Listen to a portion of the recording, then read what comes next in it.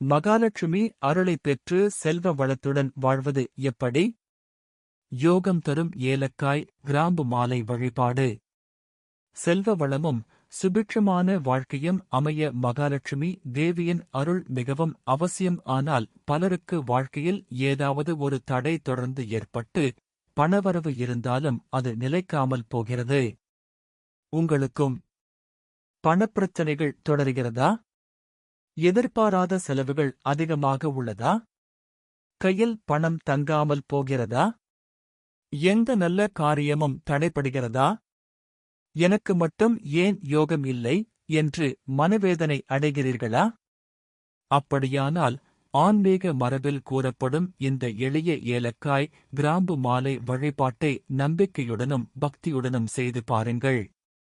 ஏலக்காய் மற்றும் கிராம்பின் ஆன்மீக மகத்துவம். நாம் அன்றாட சமையலில் பயன்படுத்தும் ஏலக்காய் மற்றும் கிராம்பு வெறும் நறுமணப் பொருட்கள் மட்டுமல்ல. ஆகமங்களின்படி இவை இரண்டும் மூலிகை சக்தி கொண்டவை. மேலும் மகாலட்சுமி தேவிக்கு மிகவும் பிரியமான பொருட்கள் என்றும் கருதப்படுகின்றன. அதனால் இந்த இரண்டு பொருட்களைக் கொண்டு பக்தியுடன் வழிபாடு செய்தால் மகாலட்சுமி அருள் பெருகும். வீட்டில் செல்வ வளம் அதிகரிக்கும். மன அமைதி கிடைக்கும். யோக பலன்கள் மேம்படும். குடும்பத்தில் சுபிட்சம் நிலைக்கும். ஏலக்காய் கிராம்பு மாலை வழிபாடு செய்வது எப்படி? சிறந்த நாள். வெள்ளிக்கிழமை மிகவும் சிறந்தது. முடியாவிட்டால் பௌர்ணமி நாளிலும் செய்யலாம்.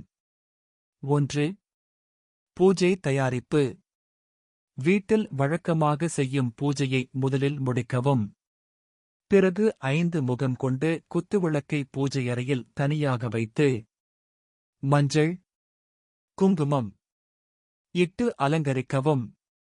விளக்கின் அடிப்பகுதியில் மல்லிகை பூக்களால் அலங்காரம் செய்யவும். 2. மாலை தயாரித்தல். 10-8 ஏலக்காய்களை நூலில் கோர்த்து ஒரு மாலை தயாரிக்கவும். அதேபோல் 10-8 கிராம்புகளையும் கோர்த்து மற்றொரு மாலை செய்யவும். இந்த 2 மாலைகளையும் பின்னர் குத்துவிளக்கில் அணிவிக்க வேண்டும். 3. நைவேத்தியம்.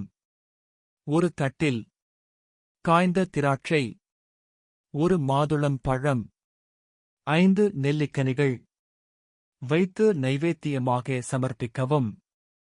மற்றொரு தட்டில் வெற்றிலை, பாக்கு, வாழைப்பழம் காணிக்கையாக 51 ரூபாய் அல்லது 101 ரூபாய் சமர்ப்பிக்கலாம்.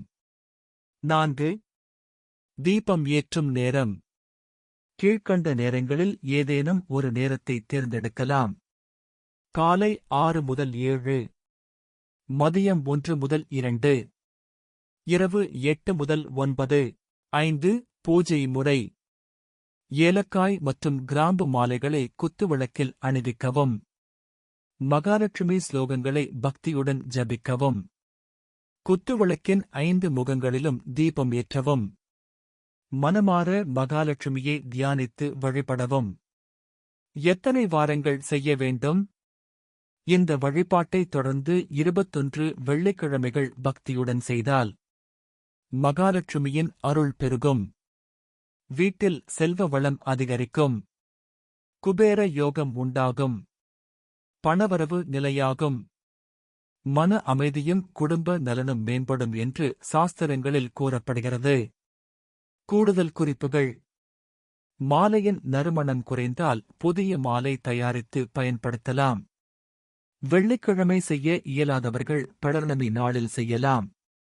காணிக்கை பணத்தை அருகிலுள்ள கோவிலின் உண்டியலில் செலுத்துவது சிறந்ததாக கருதப்படுகிறது. நிறைவுரை. இந்த வழிபாட்டை வெறும் பலன் பெறுவதற்காக மட்டுமல்லாமல் மகாலட்சுமி தேவியின் அருளை நம்பிக்கையுடனும் பக்தியுடனும் வேண்டி செய்வது முக்கியம்.